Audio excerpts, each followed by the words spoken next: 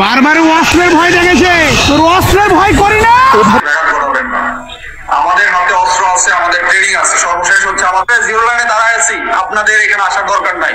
আমি enough BSF কে size করার জন্য, বুঝতে পারছি।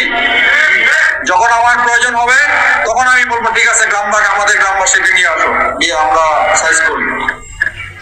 আমি না ডাকলে আপনারা ওখানে ভিড় করে আমাদের কাজকে ব্যাঘাত ঘটাবেন না। আমাদের হাতে অস্ত্র আছে, আমাদের ট্রেনিং আছে। সর্বশেষ হচ্ছে আমাদের মনোবল আছে এবং আমাদের পিছনে 18 কোটি মানুষ আছে, আছে না? তো 18 কোটি মানুষ থাকতে আমার কি ভয় পাওয়ার কোনো কারণ আছে? তো ইনশাল্লাহ বিজিবি হচ্ছে, আপনি দেখেন আমি কি লাগাইছি আজকে, বিজিবি হবে সীমান্তের নিরাপত্তা এবং আস্থার প্রতীক। ফার্স্ট হচ্ছে আমি যখন বিজিবি, আমার শূন্য লাইনে বিজিবি দাঁড়ায় থাকবে, আপনি নিশ্চিন্তে থাকেন যে বর্ডার সিকিউর, বর্ডারে নিরাপত্তা আছে।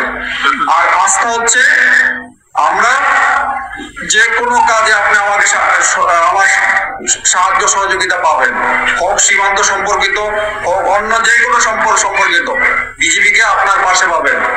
একজন বলেছিল চেয়ারম্যান সাহেব যে শিবগঞ্জ অনেক দূরে, এত দূর যাওয়ার দরকার না, আপনার পাশে আমাদের প্রতি 5 কিলোমিটার দূরে দূরে হচ্ছে আমাদের বিজিবি ক্যাম্প। আমাদের বোলাহাট সহ আমাদের প্রায় 19টা ক্যাম্প আছে বিভিন্ন জায়গায়। প্রতিটা জায়গায় এই সীমান্তবর্তী জেলায় আমাদের ক্যাম্প আছে। সুতরাং আপনাদের যে কোনো প্রয়োজনে বিজিবিকে আপনারা সাথে পাবেন, পাশে পাবেন, আমি সেই আশ্বাস দিচ্ছি। সর্বশেষ হচ্ছে আমার পক্ষ থেকে আমি আসলে সবাইকে ধন্যবাদ দিতে চাই। আমি কাউকে কখনোই গালিও দিব না, আমার কারোর প্রতি মন খারাপ নাই। আমি ধন্যবাদ দিতে চাই আমাদের এই পুলিশ প্রশাসনকে। যখন 5 তারিখ থেকে ঝামেলা শুরু হয়েছিল, এসিপি মহোদয় বারবার জিজ্ঞাসা করছে যে কিভাবে ভাই কিছু লাগবে, কোনো সহায়তা লাগবে? আমি বললাম শুধু দোয়া করেন, ইনশাল্লাহ কোনো সমস্যা নাই। ডিসি মহোদয় ফোন দিয়েছিল কোনো সহায়তা লাগবে, আমি বললাম ঠিক আছে আপনারা পাশে আছেন, যদি সহায়তা লাগে আমি জানাবো। আর সর্বশেষ আমি ধন্যবাদ দিতে চাই এই চৌকা এবং কিরণগঞ্জ গ্রামবাসীর প্রতি। আপনারা বিজিবির সাথে ছিলেন, পাশে ছিলেন, এই জন্য আমার অন্তঃস্থল থেকে আমি সবাইকে ধন্যবাদ দিতে চাই।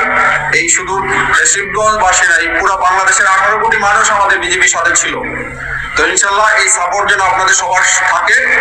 এবং সর্বশেষ রিকোয়েস্ট হচ্ছে যেটা বললাম, আপনাদের এলাকায় আপনারা চিহ্নিত করেন কারা কারা এই কাজে, এই মাদক চোরাকারবারি করে, কারা বিভিন্ন ধরনের চোরাচালানের সাথে জড়িত, আমাকে খবর দেন। আমরা ধরবো, ধরে শিবগঞ্জ ওসি সাহেব আছেন, আমরা ওনাকে হ্যান্ড ওভার করবো, বাকি আইনানুগ ব্যবস্থা